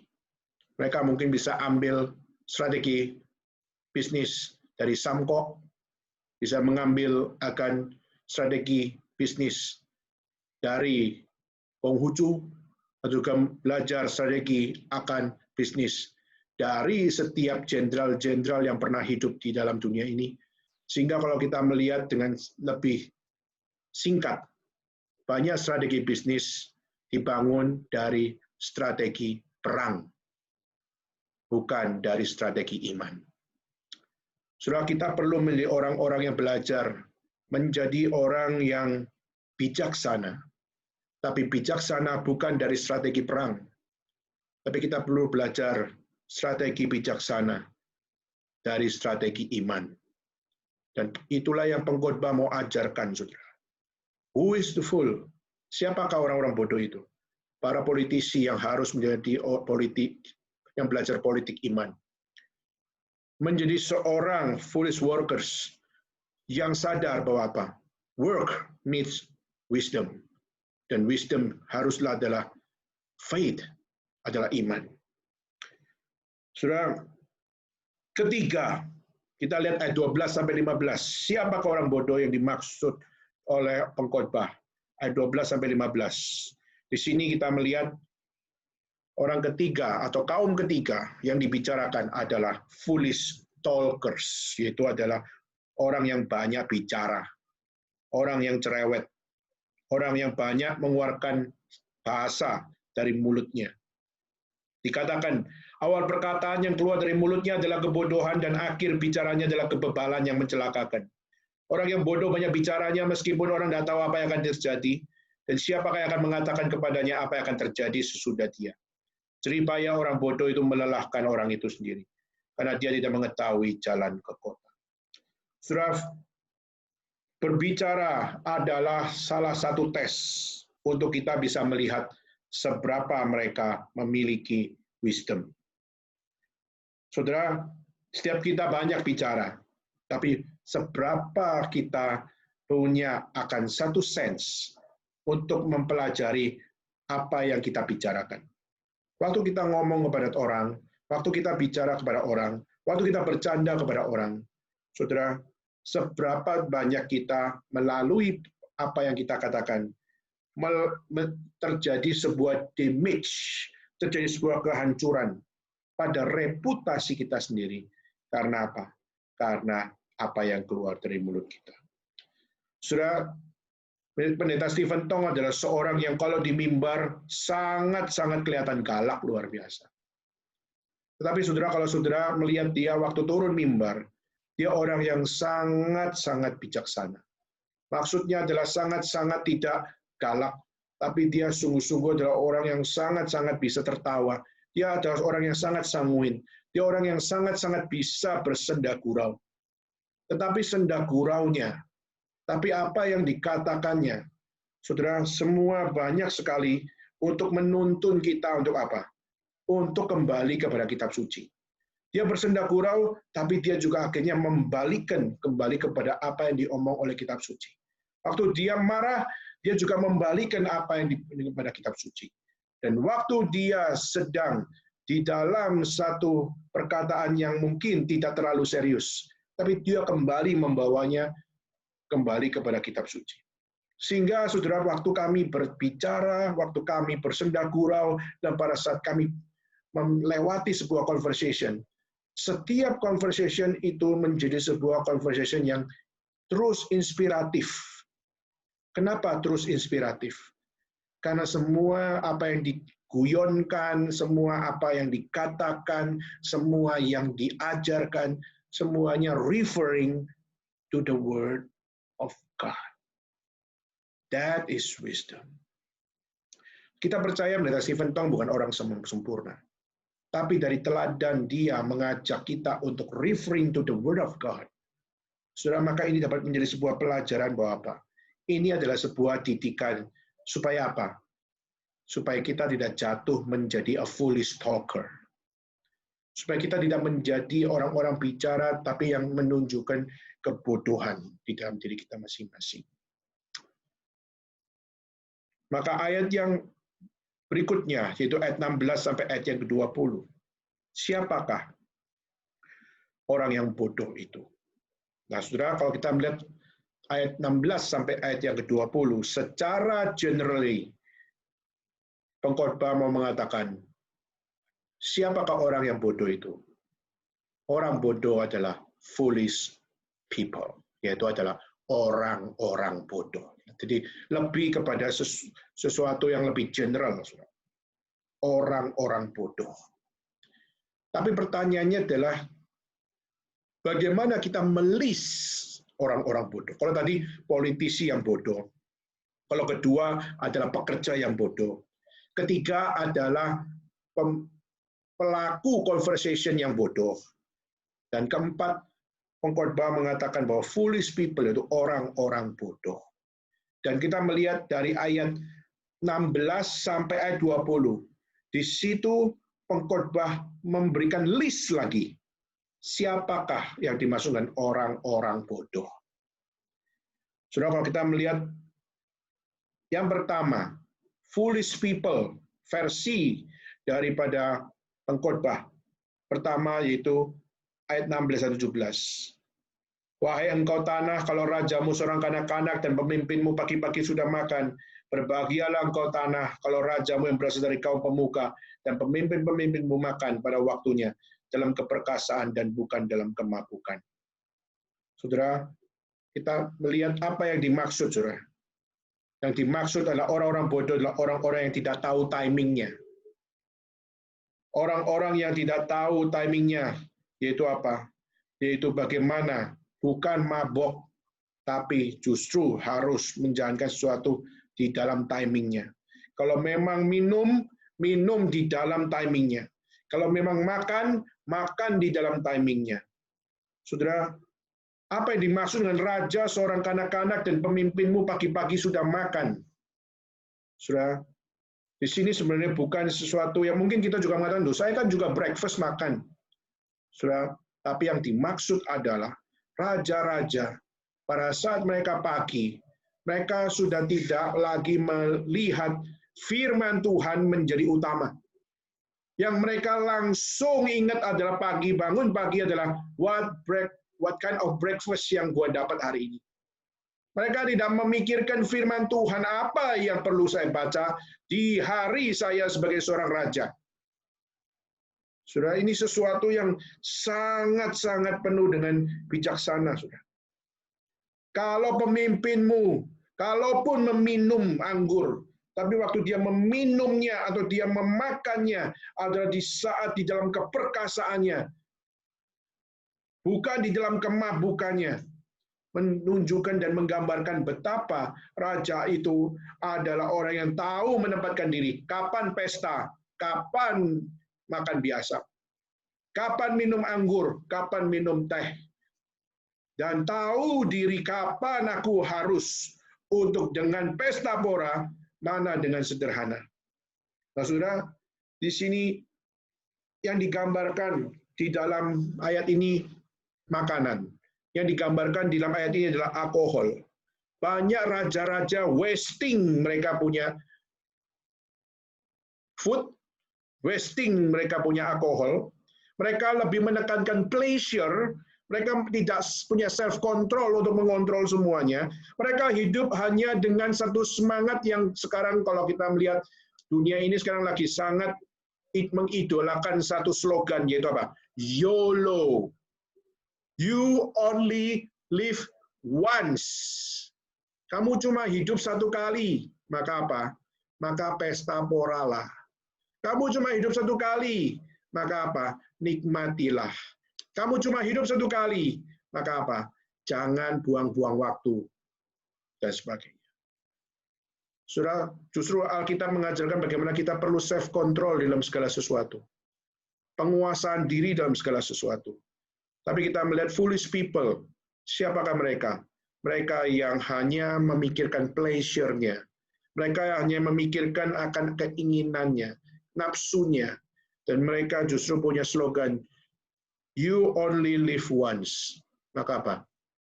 Do anything you want. Lakukan apa yang kamu mau lakukan. Karena kamu cuma hidup satu kali. Saudara, itu menjadi begitu banyak kerusakan yang terjadi. Dan semua itu berasal dari kebodohan. Saudara, itu yang pertama dalam ayat 16-20. Foolish people adalah orang yang wasting. Orang-orang yang kurang self-control. Mereka yang hanya mengandalkan pleasure dan tidak kembali untuk hidup di dalam iman yang benar. Kedua, saudara, yaitu orang-orang yang bagaimana? Kedua adalah orang-orang yang inkompeten. Kita lihat ayat 18. Oleh karena kemalasan runtuhlah atap, dan oleh karena kelambanan tangan bocorlah rumah. Saudara, yang digambarkan di sini adalah kemalasan. Orang-orang bodoh adalah orang yang digambarkan malas. Istilahnya adalah orang-orang yang tahu bahwa atap itu bisa runtuh, tapi kita tidak solve the problem. Kita tahu bahwa rumah bisa bocor, tapi kita tidak mau dengan hikmat untuk apa? Untuk menyelesaikan kebocoran tersebut. Hari ini, saudara, banyak dari kita mungkin adalah orang-orang yang sangat menginginkan kesempurnaan, tapi seringkali kita malas untuk menuju kepada kesempurnaan tersebut, atau mau menuju kepada apa yang indah tersebut. Saudara, saya kemarin terima sebuah meme ya dari saudara saya. Saudara saya kirimkan satu meme, yaitu apa? Ke gereja kagak, doa kagak, memberi kagak, cita-cita pingin masuk surga. Emangnya situ punya kenalan orang dalam? Saudara. Kalimat itu menunjukkan, saya ketawa sendiri, saudara. Karena banyak orang ingin surga, tapi nggak mau ke gereja, nggak mau doa, nggak mau memberikan persembahan, nggak mau untuk melayani Tuhan, lalu tapi maunya masuk surga. Nah, saudara, meme ini menunjukkan satu kalimat, emangnya situ punya kenalan orang dalam, sehingga so sure punya keinginan masuk surga dan pasti bisa masuk surga. Saudara, meme ini menggelitik saya, saudara. Menunjukkan betapa kita ini orang yang menginginkan dunia yang full of kompeten, tapi justru kita adalah orang-orang yang sebenarnya sangat tidak peduli dengan kompetensi itu. Kita orang yang mau surga, tapi kita tidak mau menjalankan hal-hal surgawi. Saudara, itu adalah sebuah kemalasan. Inkompeten, saudara. Dan orang-orang bodoh adalah orang-orang yang sebenarnya nggak kompeten untuk masuk surga. Karena apa? Karena lazy. Kita melihat gambaran ini muncul begitu banyak dalam Perjanjian Baru. Kita melihat bagaimana perempuan-perempuan, gadis-gadis bodoh digambarkan karena tidak siap akan minyak untuk menyalakan pelita. Akhirnya sampai ke pintu, lalu akhirnya mau masuk, tapi dikatakan kamu nyala engkau, karena aku tidak mengenal engkau. Saudara, ini sesuatu gambaran foolish people adalah orang-orang yang bukan sekedar tidak self-control, tidak yang selalu wasting. Kedua adalah orang yang malas. Ketiga adalah orang yang bagaimana, saudara? Ketiga, di dalam ayat berikutnya, ayat 19. Untuk tertawa orang menghidangkan makanan, anggur meriangkan hidup, uang memungkinkan segala sesuatu. Saudara, yang ketiga yaitu adalah orang-orang yang hidupnya berbeda dengan orang bijaksana. Saudara, seperti tadi spirit of YOLO, yaitu apa? You only live once. Maka waktu dikatakan, eat all you can, get all you can. Makan apa yang kamu inginkan, dapatkan apa yang kamu bisa peroleh. Saudara, di sini kita adalah orang-orang yang justru bukan berarti anti tertawa, bukan berarti anti makanan, bukan anti anggur, bukan anti uang, saudara. Tapi bagaimana kita bukan melakukan segala sesuatunya dengan all we can. Saudara, kita melakukan segala sesuatu harus yang terbaik, yes. Tapi bukan berarti akhirnya kita mengabsolutkan segala sesuatunya itu dengan diri kita. Karena di saat kita sudah melakukan absolut terhadap diri kita sendiri, maka kita sudah tidak peduli lagi dengan Tuhan. Kalau kita sudah mengabsolutkan segala sesuatu untuk menurut nafsu dan keinginan kita sendiri, maka kita tidak akan melihat purpose of the Word of God menjadi relevan. Tapi the purpose of your dream, our dream, adalah sesuatu yang menjadi fokus yang terus kita kejar. Jadi saudara, orang Kristen punya fokus bukan sekedar untuk mengejar cita-cita, saudara. Tetapi kita perlu punya akan satu hal, bagaimana cita-cita kita adalah cita-cita yang mungkin bisa kita capai dan mungkin tidak bisa kita capai. Tapi yang perlu kita capai dalam seluruh apa yang menjadi hidup kita adalah apa yang Tuhan mau kita kerjakan di dalam kehendak-Nya. Itu yang jauh lebih penting. Saudara, kalau tanya sama saya mau jadi apa? Saudara, saya ingin menjadi seorang penyanyi. Dari kecil saya sudah dipersiapkan untuk belajar musik. Saya dipersiapkan untuk menjadi seorang yang menjadi orang yang dilatih. Tapi saudara, Tuhan justru mau saya bukan itu. Tuhan mau saya untuk belajar menjadi pelayan Tuhan. Tuhan mau saya bukan untuk mewujudkan apa yang saya inginkan. Tapi Tuhan mau saya untuk apa? Tuhan mau saya untuk memberitakan Injil. Ada beberapa orang mengatakan, sayang banget badannya, suaranya udah rusak. Yes, memang rusak. Tapi saudara, one for sure saya tidak menyesal. Kenapa? Karena saya adalah seorang yang diberikan lebih daripada itu. Saya memberitakan Injil. Saudara, ada hal yang harus kita rela korbankan jika Tuhan sudah jelas memimpin. Kenapa? Karena jika Tuhan sudah melenyapkan atau membuat saudara tidak fokus kepada apa yang saudara inginkan, percayalah, Tuhan sudah tempatkan orang lain yang lebih baik dari kita untuk melakukan semuanya itu. Maka saudara, hal yang perlu kita pelajari yaitu bagaimana kita care terhadap apa yang Tuhan tentukan. Berikutnya, saudara, yang mungkin beberapa poin terakhir, saudara, yaitu adalah ayat yang ke-20. Dalam pikiran pun jangan engkau mengutuki raja, dan dalam kamar tidur janganlah engkau mengutuki orang kaya, karena burung di udara mungkin akan menyampaikan ucapanmu, dan segala yang bersayap dapat menyampaikan apa yang kau ucapkan. Apa maksudnya, saudara? Yaitu adalah orang bodoh adalah orang yang seringkali confidence, tapi confidence di dalam ketidakbijaksanaan. Saudara, seharusnya kita bisa confidence di dalam bijaksana. Tapi seringkali kita adalah orang-orang yang dikatakan bodoh karena kita terlalu confidence di dalam kebodohan kita. Kita sangat confidence untuk criticize orang lain. Kita sangat confidence untuk cursing orang lain. Kita sangat confidence mencacati orang lain. We are very confident. Dan bagi Tuhan itu sesuatu yang bukan porsi kita sebenarnya. Porsi kita itu justru adalah bagaimana kita confidence di saat kita menjalankan segala sesuatu, mengikuti apa yang Tuhan tetapkan di dalam apa yang Tuhan mau. Saudara, kadang-kadang di dalam kehidupan orang yang kita mungkin criticize, orang itu adalah orang yang mungkin di mata kita adalah orang yang sangat-sangat bodoh.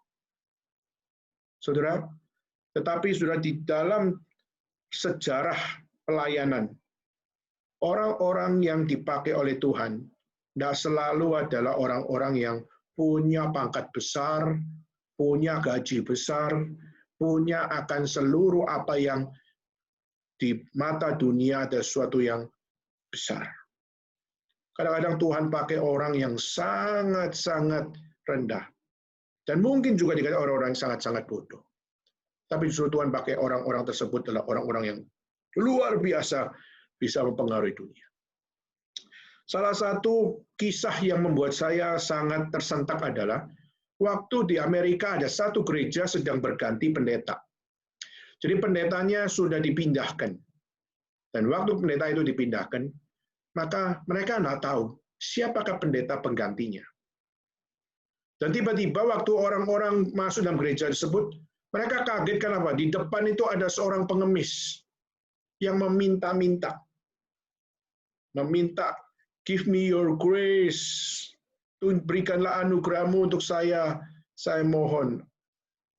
Dan akhirnya apa? Banyak orang yang masuk ke gereja di situ. Mereka adalah orang-orang yang waktu melihat akan pengemis itu, jijik banget dengan pengemis itu. Sehingga go away, jangan di sini. Ini orang mau datang ke gereja. Dan akhirnya, jangan di sini. Itu kalimat keras sekali. Jangan di sini. Pergi. Orang-orang mau masuk ke gereja. Dan sudah. Dan setelah itu, dia pergi. Lalu, waktu akhirnya diperkenalkan. Gembala sidang yang akan menggantikan pendeta yang lalu adalah pendeta yang adalah pengemis itu. Dia sengaja pakai baju pengemis itu. Dia mau tahu jemaat di sini itu jemaatnya bagaimana. Dan dia memang adalah orang hamba Tuhan yang nyentrik luar biasa. Dengan rambutnya yang panjang, jenggotnya yang panjang, putih-putih dan semuanya. Dan akhirnya dia waktu naik ke atas mimbar, semua jemaat kaget luar biasa. Kenapa? Karena yang di depan, yang dianggap sebagai orang yang tidak layak itu, justru dia yang akan memimpin kebaktian. Justru yang akan berkhotbah. Justru yang akan menyirami jemaat dengan firman Tuhan. Saudara, waktu melihat kisah itu, saya mulai bertanya. Hari ini pada saat kita menjadi seorang yang membawa firman Tuhan, apakah kita peduli bahwa kita memang adalah orang-orang yang tepat sebagai orang yang membawa firman Tuhan? Saudara, mungkin kita hari ini banyak sekali digoda untuk bagaimana kita mengkritisi orang lain, mencacati orang lain, dan juga kita seringkali adalah orang yang sangat suka untuk spread the rumors, dan sebagainya. Saudara, kita seringkali ada orang-orang sebenarnya kalau kita bilang kita adalah orang yang tidak cocok menjadi seorang hamba Tuhan, harus memberikan firman Tuhan kepada jemaat. Siapakah saya? Mungkin kita bisa katakan bahwa kita adalah orang-orang yang sebenarnya bodoh luar biasa. Di mata pengkhotbah kita orang-orang bodoh. Di mata Tuhan kita lebih bodoh. Dan Tuhan masih mau pakai hamba-hamba Tuhan untuk menyampaikan firman Tuhan. Di dalam setiap kelemahan yang ada, dalam setiap kebodohan mereka. Oh Tuhan.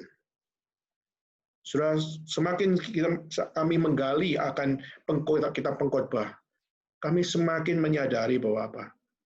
Sia-sia banget kalau tidak ada anugerah Tuhan. Sia-sia banget kalau Tuhan tidak membukakan pintu anugerah bagi kita melayani Tuhan dengan kesadaran yang abadi dari Tuhan. Saudara, kita dipanggil untuk menjadi orang yang wise. Pengkhotbah tadi dari ayat 1 sampai 20 hanya bicara tentang kebodohan dan menggambarkan betapa memang kita adalah orang yang unwise. Dan fokus pengkhotbah memang adalah untuk mendowngrade semua yang menjadi confidence kita selama ini. Tetapi saudara, Tuhan tidak berhenti membiarkan pengkhotbah untuk hanya sekedar make you down. Tetapi saudara, kita percaya bahwa Tuhan, minggu depan kita akan membahasnya, justru pada saat pengkhotbah mengingatkan kita untuk remember your creator. Ingatlah akan penciptamu. Penciptamu bukan mencipta engkau untuk supaya engkau menjadi orang-orang bodoh. Tetapi pencipta kita mau kita menjadi orang-orang yang bijaksana. Saudara, saya akan tutup dengan satu ayat, saudara. Dan ayat ini saya ambil dari Efesus pasal yang kelima. Dan saya rindu kita bisa membukanya bersama-sama. Di dalam Efesus 5, ayat 15 sampai ayat 17. Dan saya merindukan kita sama-sama bisa membacanya bersama-sama. Ayat 15 sampai ayat yang ke-17. Ada orang yang memberitakan Kristus karena dengki dan perselisihan. Tetapi ada pula yang memberitakannya dengan maksud baik. Mereka itu memberitakan Kristus karena kasih. Sebab mereka tahu bahwa aku ada di sini untuk membela Injil. Tetapi yang lain karena kepentingan sendiri dan dengan maksud yang tidak ikhlas.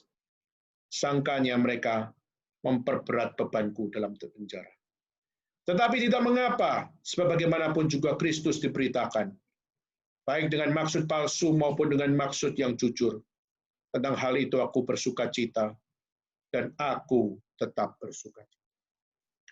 Saudara, dunia pelayanan adalah dunia yang penuh banyak trik. Kita tahu bahwa banyak sekali orang-orang yang melayani Tuhan adalah mereka yang juga melayani dengan maksud yang tidak baik. Banyak mereka melayani Tuhan, tapi mereka di dalam kebodohannya sendiri. Saudara, kita jangan pikir bahwa kita orang yang paling wise. Saudara, kita melihat ayat ini saat menggetarkan saya. Ada yang memberitakan Kristus karena dengki dan perselisihan. Oh Tuhan, melayani Tuhan tetapi masih ada dengki. Melayani Tuhan, oh masih ada perselisihan. Tetapi saudara, kalau kita hanya stop sampai di sini, kita akan stres luar biasa. Kita merasa tidak ada pengharapan pelayanan seperti ini, karena semuanya diisi dengan dengki dan perselisihan. Sebelum semuanya terjadi di sekeliling kita, apa yang ada di dalam zaman Paulus sudah tercatat. Tetapi saudara, saya sangat bersyukur karena Paulus tidak berhenti sampai di situ. Karena Paulus berkata, tetapi ada pula yang memberitakannya dengan maksud yang baik. Karena dia memberitakan Kristus karena kasih. Sebab mereka tahu bahwa aku ada di sini membela Injil. Saudara, Paulus berani mengkonfirmasi, aku memberitakan dengan maksud baik. Meskipun aku lihat banyak yang dengki dan perselisihan, tapi masih ada yang masih dengan maksud yang baik, karena kasih aku melayani Tuhan. Saudara, saya rindu kita bisa belajar dari Paulus. Memang ada orang yang memberitakan Kristus karena dengki dan perselisihan, tapi mari kita jangan follow their foolish. Jangan kita mengikuti kebodohan-kebodohan mereka. Tapi mari kita memberitakan dengan maksud baik, dengan kasih yang Tuhan ajarkan. Dengan kita mengikuti Paulus. Seperti Paulus mengasihi setiap bangsa, maka mari kita belajar mengasihi setiap bangsa. Dan walaupun banyak hal yang memperberat kita semua, mari kita bersama-sama belajar untuk apa? Mari kita bersama-sama belajar untuk mohon kepada Tuhan. Supaya apa? Supaya aku tetap bersukacita di dalam pelayanan. Mari kita bersama-sama menutup di dalam doa, saudara. Dan mari kita bersama-sama berdoa kepada Tuhan. Ampunilah kami, orang-orang yang bodoh ini. Ampunilah kami yang sering kurang rela dibentuk oleh Tuhan. Ampunilah kami kalau kami adalah orang-orang yang kurang bijaksana dan terlalu confidence terhadap apa yang bodoh. Dan kiranya Tuhan berbelas kasihan kepada kita. Mari kita turun kepala, kita bersama-sama berdoa. Mari kita bangkit berdiri, dan mari kita bersama-sama berdoa.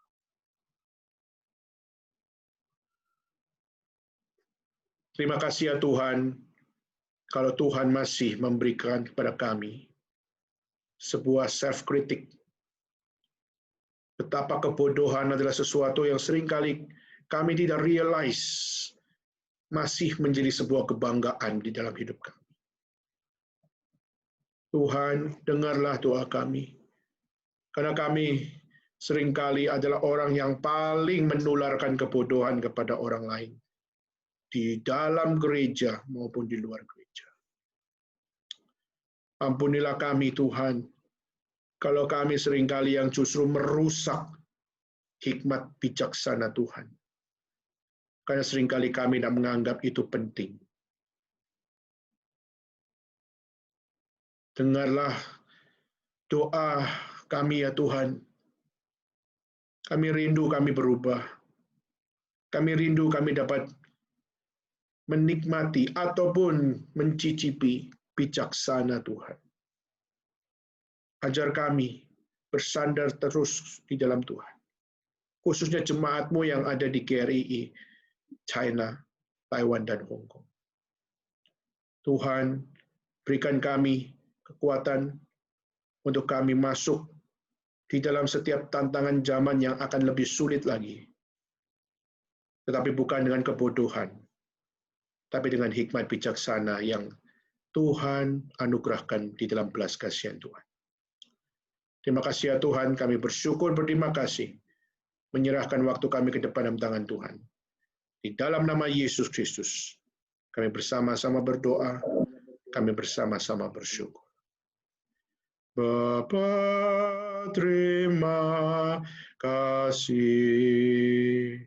Bapa, terima kasih. Bapa di dalam surga, puji, terima kasih. Amin. So sekalian, mari kita bersama-sama dengan tetap berdiri dengan gereja segala abad, membacakan satu pengakuan iman yang berbunyi demikian. Aku percaya kepada Allah, Bapa yang Maha Kuasa, Khalik langit dan bumi, dan kepada Yesus Kristus, anaknya yang tunggal Tuhan kita, yang dikandung daripada Roh Kudus, lahir dari anak darah Maria, yang menderita sengsara di bawah pemerintahan Pontius Pilatus, disalibkan, mati dan dikuburkan, turun dalam kerajaan maut. Pada hari yang ketiga, bangkit pula dari antara orang mati, naik ke surga, duduk sebelah kanan Allah, Bapa yang Maha Kuasa.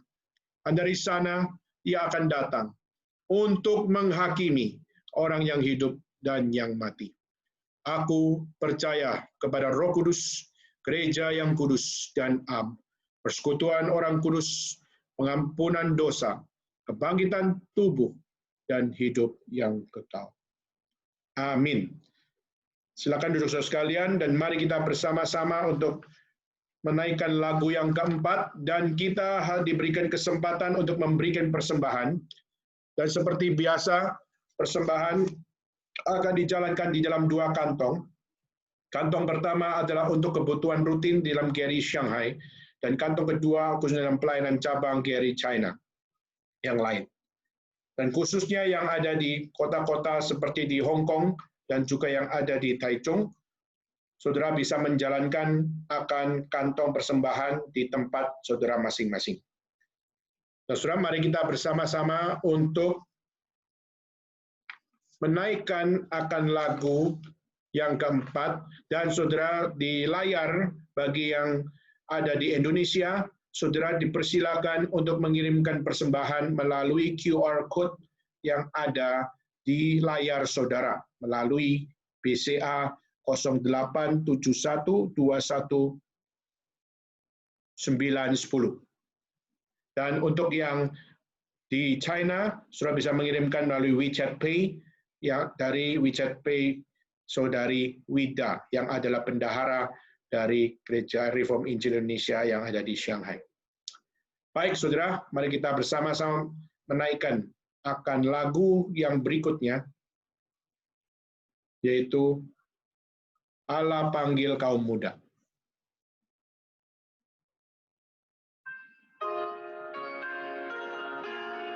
Allah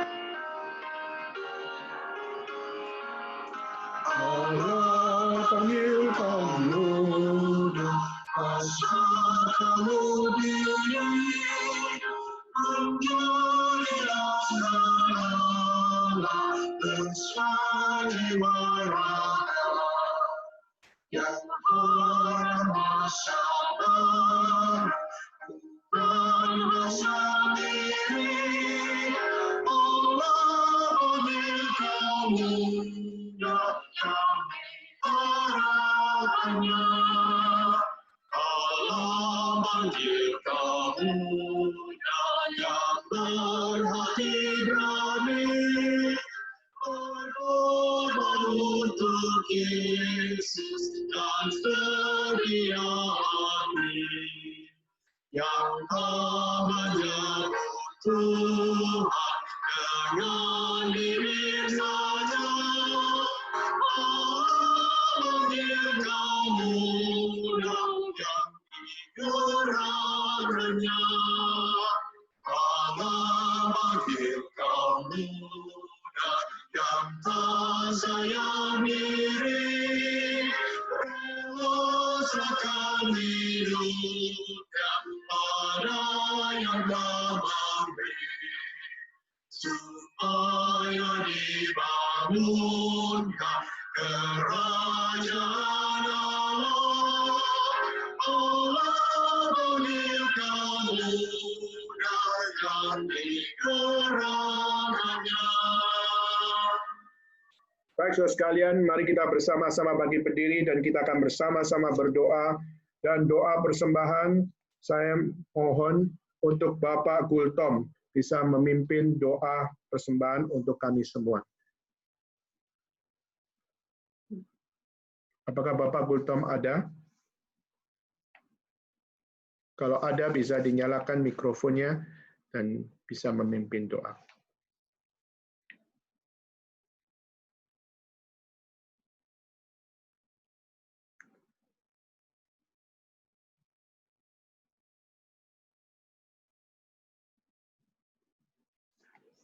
Kalau tidak, saya minta untuk Bapak Eng Suan bisa memimpin di dalam doa persembahan. Apakah ada?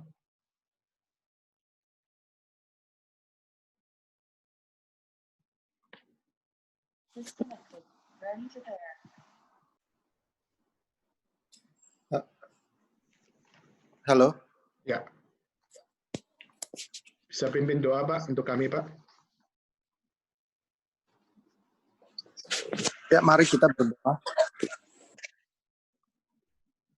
Kami bersyukur Tuhan untuk siang hari ini yang Tuhan berikan kami mempunyai kesempatan untuk boleh beribadah, mendengar firman-Mu, diajari dan dididik oleh firman-Mu. Kami mau bersyukur dalam kondisi yang mengharuskan kami untuk tidak berkumpul bersama, bersekutu bersama di tempat yang sama, namun kami boleh tetap mempunyai kesempatan untuk boleh beribadah dan diajar oleh firman. Kami juga bersyukur untuk pemeliharaan daripada Tuhan atas kehidupan kami. Kami saat ini mau mempersembahkan persembahan ini, kiranya boleh menjadi persembahan yang harum dan yang berkenan di hadapan Tuhan. Dan juga berkati tangan-tangan yang memberikan, kiranya Tuhan juga boleh terus pelihara kehidupan mereka dan menuntun langkah-langkah mereka, sehingga dimanapun mereka berada, mereka boleh tetap menjadi berkat bagi banyak orang dan menjadi berkat rohani dan menjadi saksi bagi kemuliaan nama Tuhan.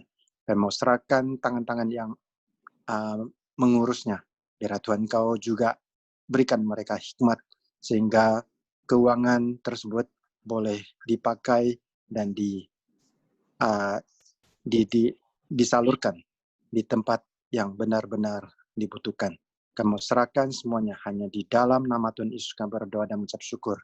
Amin. Amin. Dengan tetap berdiri, mari kita menaikkan doksologi, menyatakan kemuliaan bagi Allah Bapa, Allah Putra, dan Allah Roh Kudus, ketiganya yang esa.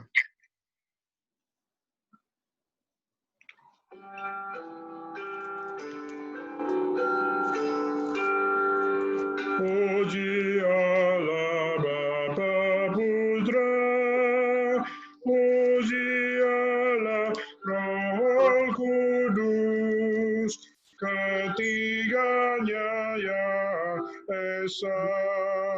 Pohon selamat sumber berkat. Amin. Kiranya Allah memberkati kita dan menolong setiap kita. Kiranya Allah Tritunggal, yaitu Allah Bapa, Allah Putra, Allah Roh Kudus, diam di tengah-tengah kita.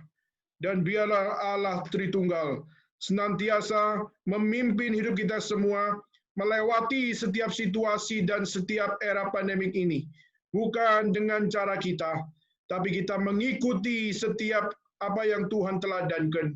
Dan biarlah setiap kita di dalam apa yang kita lakukan, kita percaya hanya firman Tuhanlah yang mengajarkan kepada kita, di mana Allah diam di tengah-tengah kita, dan dialah yang menguatkan kita semua dan memimpin kita dari hari ini sampai selama-lamanya. Amin.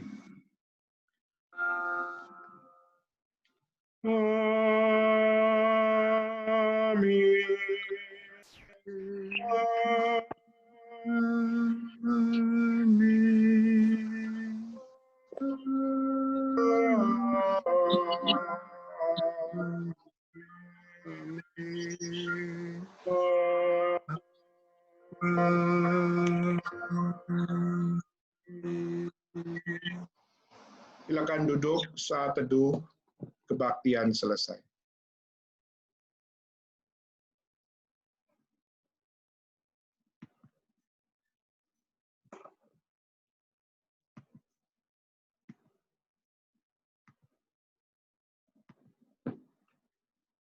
Baik, saudara sekalian, kita bersyukur kepada Tuhan atas setiap anugerah Tuhan, sehingga kita hari ini bisa beribadah dari awal sampai akhir di dalam pertolongan Tuhan. Dan kita juga bersyukur untuk setiap apa yang menjadi setiap guidance yang Tuhan berikan, melewati setiap era-era pandemik yang tidak mudah, khususnya kalau kita melihat di Indonesia, sekarang sudah tercatat melebihi China di dalam secara global, khususnya dalam penyebaran COVID-19, kita melihat di Indonesia angkanya melebihi China. Dan ini adalah sesuatu yang sangat-sangat kita mungkin kaget mendengarnya, tapi justru itulah yang menjadi statistik yang muncul hari ini, tadi pagi, dan akhirnya kita melihat ini menjadi PR besar buat Indonesia. Setelah itu hal yang pertama, dan saudara kedua adalah kita bersyukur kepada Tuhan, khususnya untuk setiap pelayanan yang kita kerjakan, meskipun kita tersebar-sebar, tapi hari ini kita masih bisa untuk beribadah bersama. Ini adalah campur tangan Tuhan yang sungguh indah. Pendeta Stephen Tong kemarin mendengar sharing saya, di mana saya masih mengatakan kebaktian untuk saudara sekalian yang ada di China, dan Pendeta Stephen Tong sangat senang di mana setiap pelayanan, meskipun keadaan era pandemik bisa begitu kacau pun, masih bisa berkumpul dan beribadah bersama.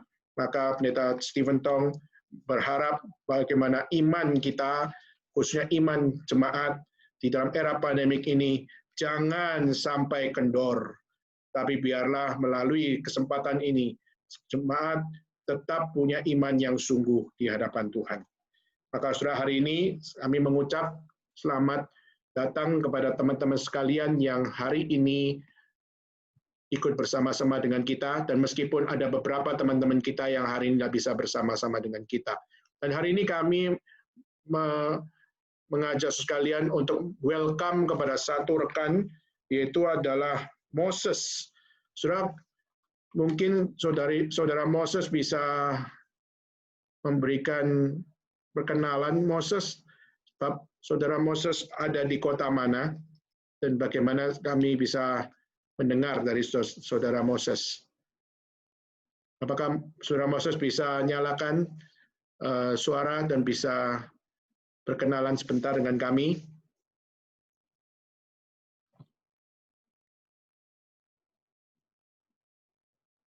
Baik, kalau memang kesulitan, kami tetap welcome kepada Saudara Moses, khususnya di dalam ibadah bersama-sama dengan kami, dan kami sangat welcome untuk Saudara Moses bisa senantiasa untuk mengikuti setiap kegiatan, khususnya di dalam kebaktian, persekutuan, maupun juga di dalam setiap baik pemuda maupun juga di dalam persekutuan doa, di dalam setiap pelayanan yang kita kerjakan. Nah, saudara, dan juga kita bersyukur kepada Tuhan kalau di dalam minggu-minggu ini kita masih ada beberapa aktivitas, yaitu adalah aktivitas di dalam kebaktian minggu tetap berjalan, dan juga persekutuan doa tetap berjalan, dan persekutuan pemuda tetap berjalan, dan persekutuan wanita yang akan berjalan di hari Rabu ya. Nah, saudara, dan khususnya saya akan men-sharingkan untuk persekutuan pemuda. Persekutuan pemuda hari Kamis jam 7 malam. Kita akan membahas tentang bagaimana orang iman Kristen memandang akan budaya milenial, generasi milenial.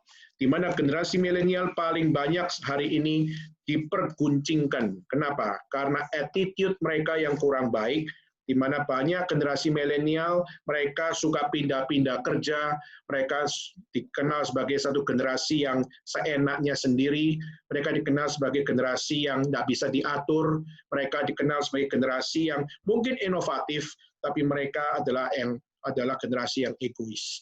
Dan kita melihat begitu banyak budaya-budaya generasi milenial yang seakan-akan mau memaksa akan seluruh tatanan sistem yang ada di dalam perusahaan, di dalam agama, maupun juga di dalam kemasyarakatan untuk mengiyakan dunia milenial. Maka jangan bangga kalau sudah dibilang anak milenial. Karena anak milenial banyak sekali hal-hal yang harus dikoreksi. Tapi juga sebagai anak milenial, engkau adalah orang yang memang diberikan kelebihan. Maka bagaimana kita sebagai orang Kristen memandang hal yang indah dan hal yang tidak indah. Memandang apa yang baik dan apa yang buruk, memilah mana yang baik dan yang buruk, dan minggu depan kita akan bagaimana belajar konsep tentang menebus budaya milenial. Kita percaya generasi milenial punya budaya yang baik, tapi yang tidak baik juga banyak. Maka bagaimana generasi milenial butuh ditebus oleh Kristus. Dan yang ditebus oleh Kristus bukan hanya sekedar hatinya, tapi juga pikiran dan juga budaya yang sebagai reaksi sebagai orang percaya dan juga sebagai seorang yang hidup bermasyarakat. Kiranya Tuhan memimpin, khususnya para pemuda bisa mengajak lebih banyak teman-teman lagi. Memang saudara di dalam beberapa minggu ini ujian dan sebagainya sedikit mengganggu saudara sekalian. Tapi saudara mari kita bisa semaksimal mungkin untuk memaksimalkan diri mengajak teman-teman untuk bisa ikut bersama-sama dengan kita semua.